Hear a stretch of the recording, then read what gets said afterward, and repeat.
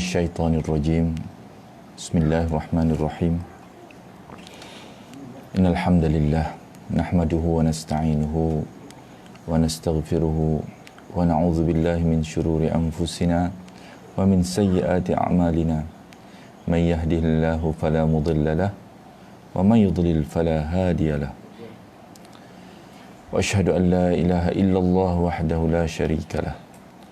Wa asyhadu anna Muhammadan abduhu wa rasuluh. Allahumma rabbi shrah li sadri wa yassir li amri wahlul 'uqdatam min lisani yafqahu qawli, amma ba'd. Fa inna khairal hadithi kitabullah wa khairal hadi Muhammad sallallahu alaihi wasallam wa syarril umuri muhdatsatuha wa kullu muhdatsatin bid'ah wa kullu bid'atin dhalalah wa kullu dhalalatin finnar. Radina billahi rabba wa bil islami dina wa bi Muhammadin nabiyyan wa rasulah. Saudara-saudara dan saudara-saudari yang dihormati, Assalamualaikum warahmatullahi wabarakatuh. Alhamdulillah, pada pagi ini kita dapat sekali lagi insya-Allah sama-sama meneliti ayat-ayat Allah Subhanahu Wa Taala, khususnya daripada surah yang sedang kita bincang di sini, surah At-Takwir, mana Rasulullah SAW menyebut dalam hadis daripada Ibnu Umar, Sahih Tirmizi, Sunan Tirmizi, mafhumnya, barang siapa yang ingin merasakan seolah-olah dia melihat hari kiamat ini, maka hendaklah dia membaca surah At-Takwir, Al-Infitar dan Al-Insyiqaq. Ada 3 surah yang ini hadis hasan dan juga dipetik oleh Imam Ibn Kathir sebenarnya, kan? Jadi sebenarnya gambaran yang ditunjukkan di dalam ketiga surah ini adalah gambaran yang amat grafikal, dikatakan, yang tidak akan dapat dijumpai ataupun tidak ada siapa yang dapat memberi gambaran sebegini kecuali Maliki Yaumiddin, pemilik kepada hari pembalasan itu sendiri, kan, yang akan menjadikan hari ini akan berlaku di bawah penguasaan, di bawah ketentuan Maliki Yaumiddin, Allah Rabbul Alamin, dan yang memiliki hari pembalasan itu sendiri, kan. Semalam kita telah baca, kan, sehingga ayat ke-6, kan. InsyaAllah kita akan sambung hari ini, babak yang kedua daripada kisah kehancuran hari kiamat ini, kan. Jadi Allah Subhanahu Wa Taala dalam ayat 1 hingga 6, babak yang pertama, kan, itu adalah peristiwa-peristiwa yang berlaku selepas daripada hari tiupan sangkakala yang pertama. Kemudian dimulakan, kan, babak yang kedua ini, kan. Allah Subhanahu Wa Taala menceritakan gambaran apa yang akan berlaku, kan. Semalam kita telah juga sebutkan dalam surah yang sebelumnya Allah Subhanahu Wa Taala menjelaskan ataupun menceritakan tentang keadaan manusia pada ketika berlakunya kehancuran ini, yang masing-masing akan lari meninggalkan semua yang ada hubungan dengan dia.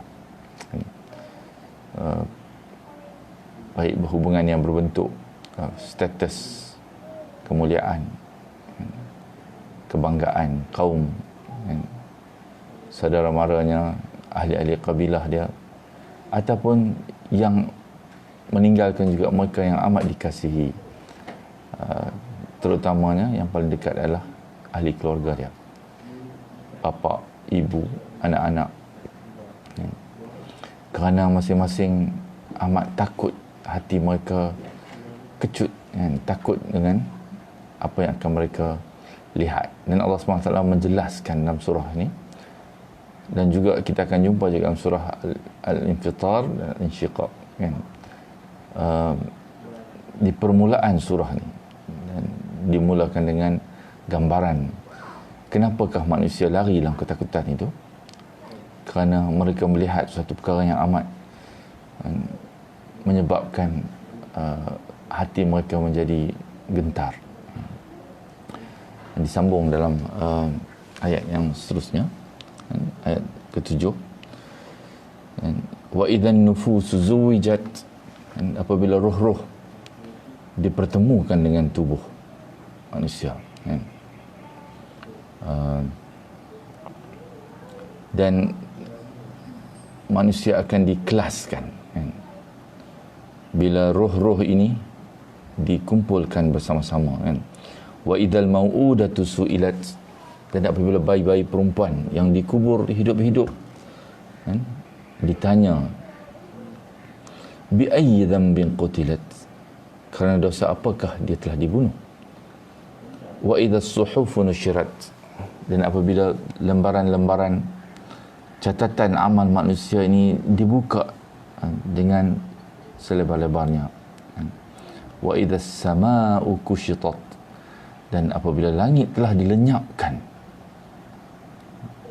wa idzal jahimu su'irat, dan apabila neraka jahim telah dinyalakan, wa idzal jannatu udlifat, dan apabila syurga didekatkan, alimat nafsum ma ahdarat, maka setiap jiwa akan mengetahui apa yang telah dikerjakannya.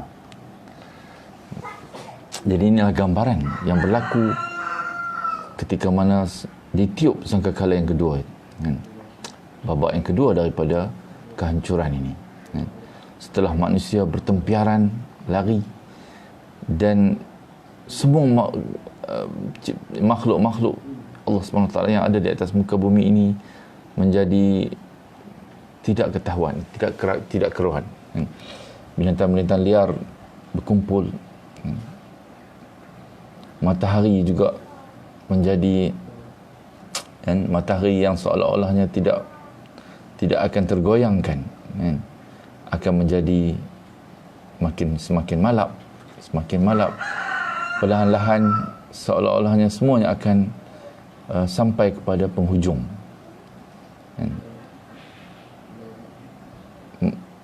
Setelah ditiup sangkakala yang kedua, maka sampailah giliran manusia pula akan dikumpulkan.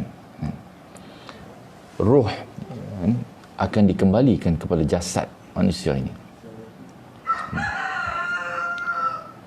Jasad manusia yang telah disimpan di dalam bumi sekian lama, cuma kita sebutkan dulu, manusia ni apabila dia telah meninggalkan dunia ini, mati, maka dia akan melalui satu alam yang baru, terhenti semua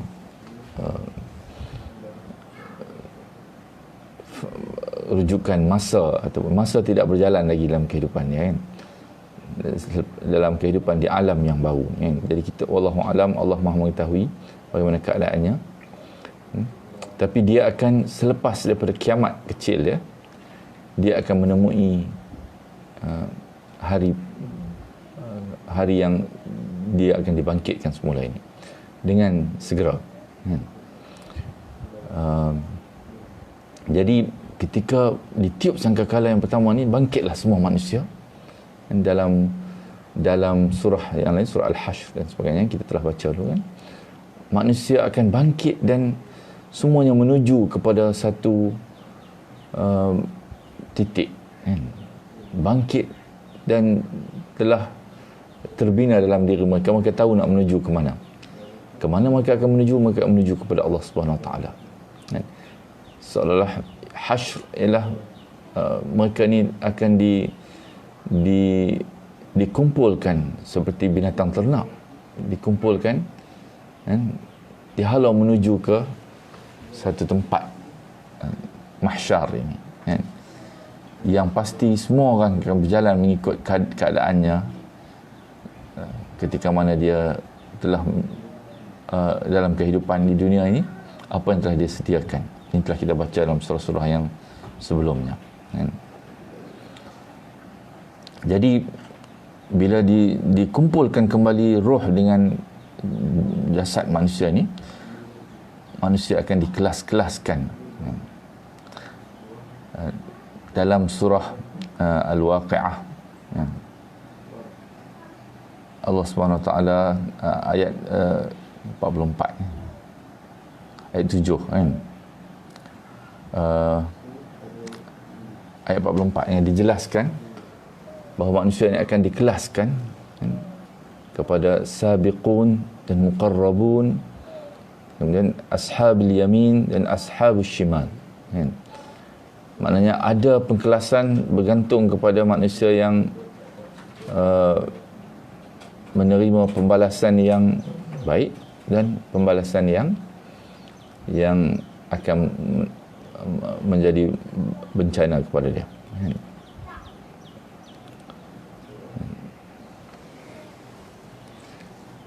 Dalam surah Al-Waqi'ah ayat 7, kan, 56, surah 56 ayat 7, kan, wa kuntum azwajan thalatha, dan kamu akan menjadi 3 golongan, kan? Itu sabiqun, muqarrabun, ini ashabul yamin dan ashabul shimal, 3 golongan, kan? Kemudian, kan, semua pengkelasan di akhirat nanti akan memadamkan semua cara manusia mengkelaskan diri dia di dunia ni, kan? Tidak akan ada lagi pengkelasan berdasarkan kepada kemuliaan kabilah, bangsa ataupun kedudukan kuasa di dunia dan sebagainya. Tapi manusia akan dinilai ataupun dikelaskan. Tidak ada lagi berdasarkan kasta dan sebagainya. Dia akan dikelaskan hanya dengan nilai Allah Subhanahu Wa Taala, iaitu berdasarkan amalan mereka. Segala kelas-kelas yang dibina oleh manusia di bumi ini tidak akan berguna lagi. Dia akan dikelaskan sama ada dia beramal dengan amalan yang baik ataupun amalan yang jahat ketika mana dia di dunia ini. Jadi siapa yang timbangan kebaikan dia melebihi timbangan kejahatan dia, dan dia tidak melakukan dosa-dosa yang tidak terampunkan oleh Allah Subhanahu Wa Taala, maka dia akan selamat. Dan yang mana timbangan kejahatan melebihi kebaikan, dia akan ke neraka. Sebab itu timbangan ini memainkan peranan yang penting, kan? Faman ya'mal mithqala dzarratin khairan yarah wa man ya'mal mithqala dzarratin syarran yarah. Cuma kita tidak tahu sama ada timbangan kita itu akan yang mana yang akan lebih, kebaikan ataupun kejahatan di akhirat nanti. Apa yang boleh kita buat adalah berusaha sebanyak mungkin untuk memberatkan timbangan kebaikan kita ni, kan? Selepas dikumpulkan manusia ni semuanya, dibangunkan, kan, dan disediakan kembali tubuh manusia, tubuh fizikal manusia ni, dimasukkan kembali roh ke dalam tubuh fizikal ni, manusia akan mendapat tubuh dia yang asal. Dan dalam hadis diceritakan Rasulullah SAW sebut bahawa manusia ni semua akan menjadi umur muda, kan, umur dalam 30-an lebih dan sebagainya, gitu, kan. Dan semuanya akan bangun.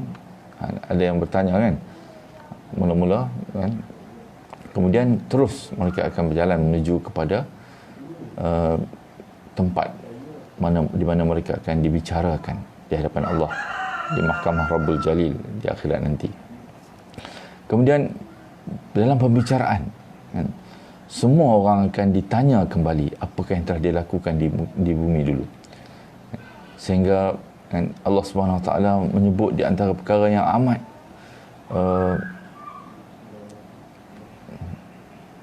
amat pelik, ekstrim yang dilakukan ketika mana zaman jahiliah dulu kan, wa idzal mau'udatu su'ilat. Mau'udah kan, anak-anak bayi-bayi perempuan yang telah dulunya dibunuh dan dikuburkan hidup-hidup kan, terbunuh kerana dikuburkan hidup-hidup, bukan dibunuh dulu kan. Su'ilat, mereka ni semua akan ditanya balik kan. Sebab setiap orang tidak akan dizalimi oleh Allah Subhanahu Wa Taala. Semua orang akan diberi peluang untuk menjelaskan apakah yang telah berlaku kepada dia. Kita boleh bayangkan keadaan ini adalah keadaan yang amat lama dan berat sekali kepada orang yang perbicaraan ini berlaku dengan detail kan. Kalau lebih banyak perkara yang dia dalam kehidupan dia tidak selesai di dunia, lebih lamalah perbicaraan ini akan berlaku kan. Sebab itulah kan, ini amat ditakuti oleh para sahabat ridwan Allah alaihim. Kita baca kan, Umar Al-Khattab kan, dan juga sahabat-sahabat lain amat takut tentang apa yang akan mereka tinggalkan. Sayyidina Umar Al-Khattab ketika dilantik menjadi khalifah, dia sebelum dilantik, ketika mana Sayyidina Abu Bakar masih dalam keadaan sakit, dia lari meninggalkan sahabat-sahabat yang utama ni dan suruh mereka memilih di antara mereka. Aku tidak mau terlibat dengan urusan ni kan, sebab dia tidak mahu diangkat menjadi khalifah kan. Dan Umar selalu berkatakan, kalau ada seekor himar yang tersesat di dalam di dalam pemerintahan dia kan, maka aku takut aku akan dipersoalkan oleh Allah di akhirat nanti kan. Kerana mereka amat-amat meyakini bahawa perkara ini pasti akan berlaku kan? Seperti mana Allah Subhanahu Wa Taala menjelaskan, ayat ini sudah cukup untuk meyakinkan mereka. Sebab Rasulullah SAW sebut kan, dalam hadis Hasan yang saya sebutkan tadi, siapa yang nak melihat gambaran bagaimana berlakunya hari kiamat ni dengan jelas, maka bacalah surah ini. Dan kerana mereka baca surah inilah, mereka amat terkesan dengan keadaan ini kan.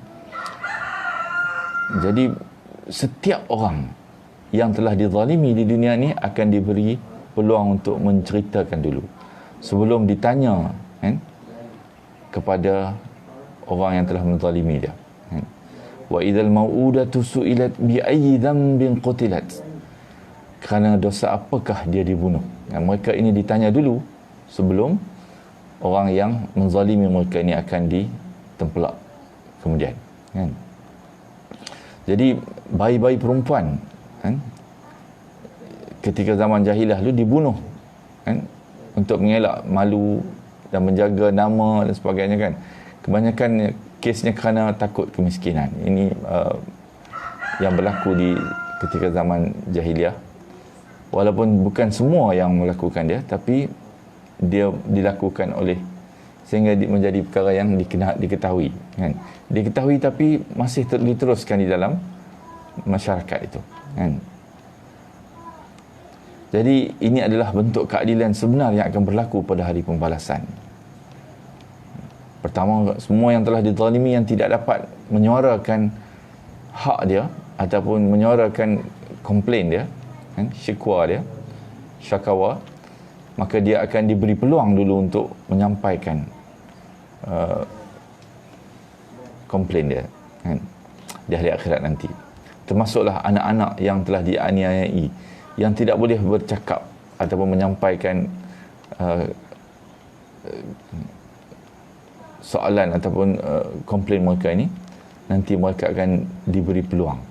Apatah lagi kalau anak-anak kecil, bayi yang kecil ini yang telah dibunuh ketika bayi lagi, tidak boleh bercakap, apatah lagi orang-orang yang boleh bercakap, yang telah dizalimi, semuanya akan mendapat pembelaan daripada Allah sebagai pendakwa raya yang paling adil, kan, di akhirat nanti. Wa idza as-suhuf nushirat, dan apabila lembaran-lembaran catatan amalan ini akan dibuka, kan, di hadapan manusia. Ini adalah ketika yang amat menakutkan manusia, terutamanya para penzalim yang hebat, yang besar-besar, kan, di ketika di dunia ni. Lebih besar kezaliman mereka, lebih menakutkan mereka lagi, kan? Kerana ini adalah satu perkara yang amat manusia takuti sebelum diazab lagi pun, ialah apabila dibuka, kan, kepada semua, kan, tentang amalan-amalan yang telah mereka lakukan di dunia ini. Ada yang diketahui oleh manusia, ada yang tidak diketahui oleh manusia lain, kan? Yang semuanya akan terpampang di hadapan manusia, semua untuk dilihat. Sebab dia maksud suhuf nushirat, kan? Catatan akan dibuka seluas-luasnya supaya semuanya akan mengetahui, kan? Dalam hadis juga disebutkan, manusia akan nampak, kan, nanti di akhirat nanti ada yang dalam hadis, kalau kita baca hadis hadis 40, kan, di ujung, kan, nanti akan ada orang yang akan di neraka nanti, kan, dia akan berjalan dalam keadaan isi perut dia, tali perut dia ni terburai, kan, mengelilingi, kan, dalam keadaan amat seksa, menyeksakan, kan, semua orang akan tengok, kan. Kenapa? Ditanya kenapa dia jadi begitu, kan? Kerana dia kata dia menyuruh orang melakukan kebaikan sedangkan dia tidak melakukan kebaikan, kan? Jadi semua ni akan menjadi jelas di hadapan manusia, kan? Yang dia mungkin tidak diketahui, dianggap hebat di dunia ini, dianggap soleh dan sebagainya, juga akan didedahkan, kan, segala apa yang telah mereka lakukan ketika di dunia ini di hadapan semua manusia, kan. Sebab itulah Rasulullah SAW dalam mengajar kita dalam bila datang, kan, sebab ditanya oleh Aisyah radhiyallahu anha, apakah yang dia akan minta, yang patut kita minta apabila seorang tu bertemu dengan malam Al-Qadar, bulan Ramadan ni, kan. Jadi Aisyah kata, Rasulullah kata, mintalah doa kepada Allah SWT supaya Allah memaafkan dosa-dosa kita, kan. Allahumma innaka afun karim tuhibbul afwa fa'fu anna. Kerana kemaafan ini, kan, dia ada dua, kan, kemaafan itu keampunan, maghfirah, kan. Afu ini, kemaafan ni, dia akan memadamkan semua catatan amalan kita ni. Semua dosa-dosa yang catatan amalan salah yang telah kita buat akan dipadamkan daripada catatan ini. Kerana inilah yang amat ditakuti oleh manusia di hari pembalasan nanti. Catatan yang masih ada lagi di dalam buku catatan dia itu, walaupun dia telah diampunkan, maghfirah, ghafara, manusia diampunkan oleh Allah SWT, tapi catatannya akan kekal dalam tu. Dan nanti bila dibuka buku catatan ni, manusia akan dapat melihat, semua manusia akan dapat melihat kesalahan-kesalahan yang masih tercatat dalam buku amalan ini, kan. Tapi yang Allah SWT, kan, akan memberikan kemaafan. Ini yang Rasulullah SAW suruh minta bulan Ramadan ni, minta kemaafan, kan? Supaya dipadamkan semua amalan-amalan kita tercatat dalam itu, amalan-amalan jahat, supaya nanti di hari pembalasan nanti ketika berlaku idza suhufun nusyrat, dan lamaran-lamaran catatan amal yang dibuka di hadapan manusia, kita akan kita akan selamat daripada perkara yang amat menakutkan ini, kan? Jadi ini satu perkara yang digambarkan Allah Subhanahu Wa Taala akan berlaku pada hari setelah ditiup sangkakala kedua, manusia akan bangkit dan menuju kepada pembicaraan ini, kan? Wa idzas samaa'u kushitat. Maknanya satu perkara lagi, langit ini akan dilenyapkan semuanya, kan? Langit akan terbelah menjadi warna merah menyala yang disebut di dalam surah Ar-Rahman, kan? fa idza syaqqatis samaa'u fakanat wardatu kaddihan, kan? Apabila langit ini telah terbelah dan menjadi merah mawar, seperti mana kilapan minyak ini, kan? Minyak yang merah, kan? Merahan ni, begitulah langit akan terbelah dan menampakkan apa yang ada di belakang belahan itu. Selama ni kita tidak dapat melihat, tertutup. Bilion tahun berlalu, tak pernah manusia dapat lihat apa yang ada di belakang dia. Allah SWT menyebut yang memberi gambaran, ini ayat mutasyabihat, kan? Tapi gambaran dia adalah dia akan terbuka lah di bahagian tersingkap di belakang itu yang berwarna merah menyala ni, kan?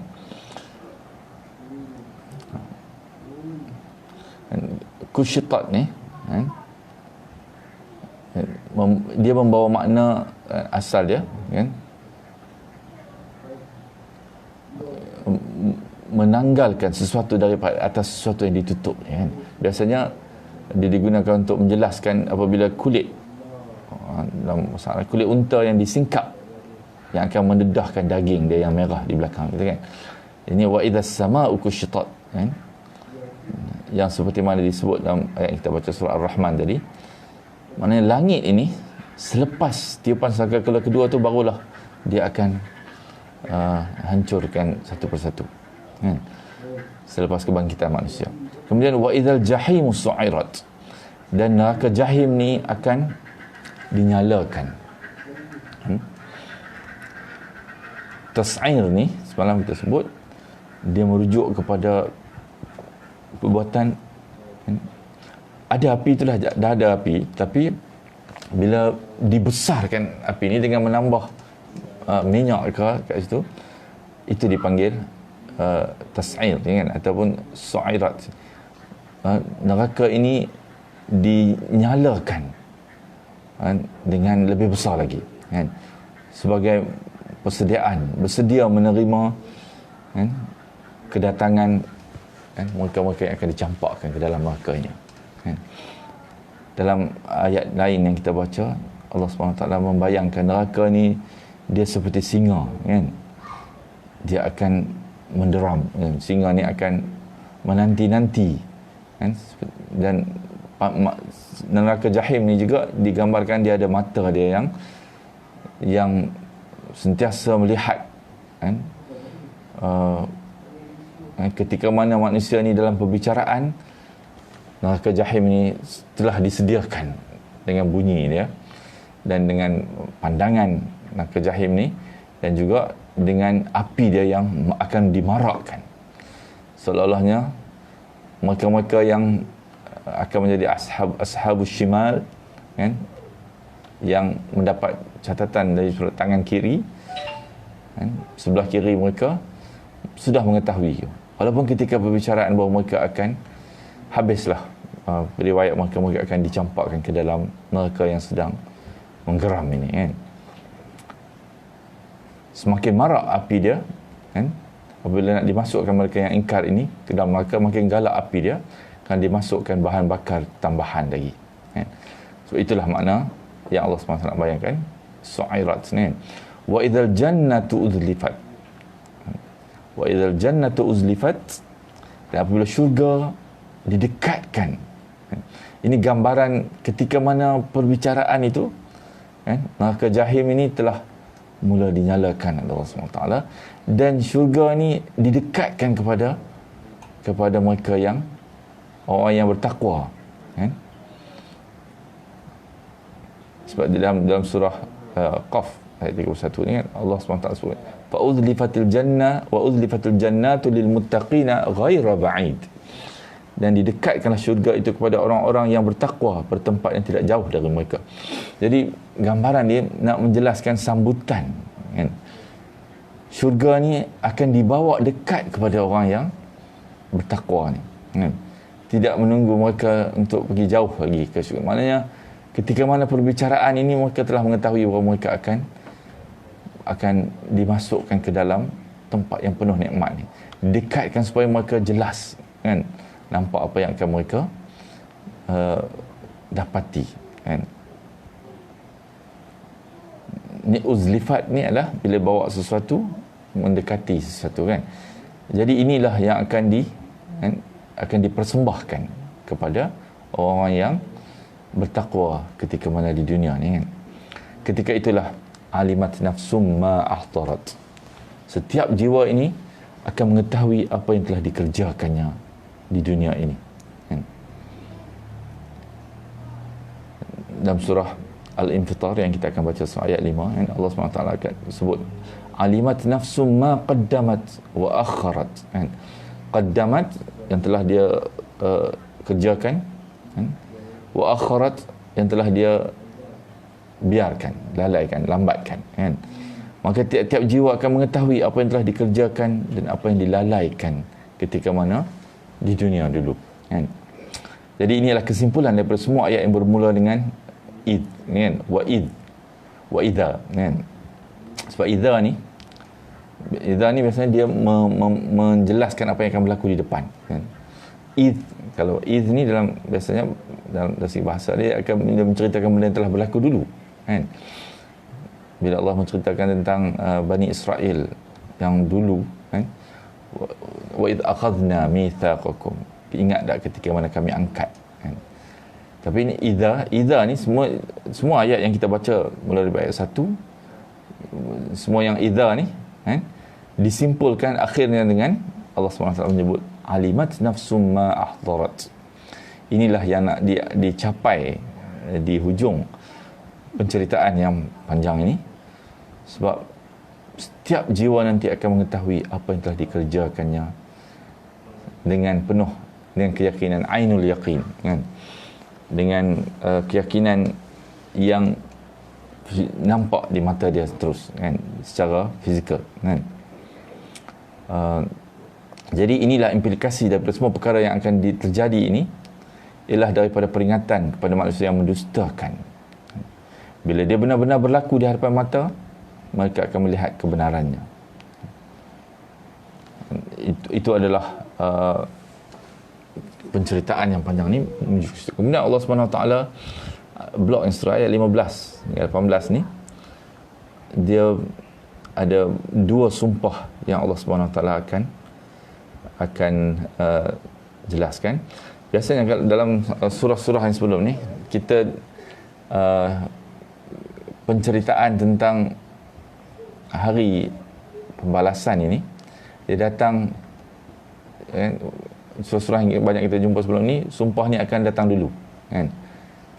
Kemudian datang cerita tentang sumpah tu sebagai kesimpulan akibat daripada manusia-manusia ni mengingkari, mendustakan kufar ni, orang kufar ni, akan diceritakan selepas itu tentang hari pembalasan ni. Tapi dalam surah ni hari pembalasan ni datang dulu, kan? Kemudian barulah sumpah ni datang, kan? Dua sumpah ni, kan? Fala uqsimu bil khunnas, sebab ini akan menceritakan apakah yang akan dijumpai ataupun yang isi yang nak diceritakan di dalam surah ni, kan? Seterusnya yang menjadi isi penting yang kita akan baca seperti ni, kan? tentang sumpah ni kita telah sebut dalam percakapan sebelum ni bahawa bila Allah bersumpah dengan sesuatu perkara, maka sumpah itu pastilah suatu benda yang penting, yang besar, yang amat penting di dalam nak menjelaskan tentang kaitan maksum alaih ataupun apa yang nak disumpahkan tentangnya yang akan datang selepas ni kan. Jadi sumpah yang pertama ni tentang bintang-bintang. Fala uqsimu bil khunnas, kan? Aku bersumpah, kan? Kalau fala ni dia, kan, biasanya kalau ada la, kan, dia mulakan sumpah dia mulakan la ni, dia bukan untuk menafikan apa yang disumpahkan tu, tapi untuk menafikan perkara yang disumpah yang berkaitan dengan orang yang mendustakan apa yang disumpahkan ni, kan. Jadi ini ditujukan, la ni, fala ditujukan kepada kufar yang menafikan ataupun bersifat degil, kan, kafar dengan apa yang telah disampaikan oleh Rasulullah SAW kepada mereka, peringatan-peringatan ini, kan. Dan juga dia datang daripada gambaran yang diceritakan sebelum ni, kan, tentang hari kiamat ni, tentang ancaman mereka mendustakan itu, kan. Jadi datang sumpah ni pertama dengan fala ni untuk menafikan apa yang mereka telah tolak, kan, bahawa sekali-kali tidak, kan, fala, kan, engkau akan, kan, engkau akan benar-benar akan dengan sumpah ni aku nak menceritakan bahawa benar-benar akan berlaku apa yang telah disebut itu, kan. Jadi sumpah ni adalah untuk penafian kepada apa yang mereka tolak, kan, tentang hari pembalasan yang benar-benar akan berlaku dengan segala grafikal gambaran yang paling jelas yang Allah SWT tunjuk itu, maka masih lagi tidak menerimanya. Maka Allah sumpah ini adalah untuk menjelaskan lagi, kan. Dan seterusnya dia akan bawa satu aspek yang penting yang kita akan yang menjadi tema perbicaraan selepas ini, kan. Fala uqsimu bil khunnas, kan. Al-khunnas ini adalah dia adalah kata jamak daripada khanisun, kan. Khunnas jamak kepada khanisun ini merujuk kepada sesuatu yang muncul kemudian dia hilang. Dia muncul, dia hilang, kan. Kata sifat ini dia amat sinonim dengan sifat bintang. Dalam bahasa Arab biasanya digunakan khunnas ni dengan untuk bintang yang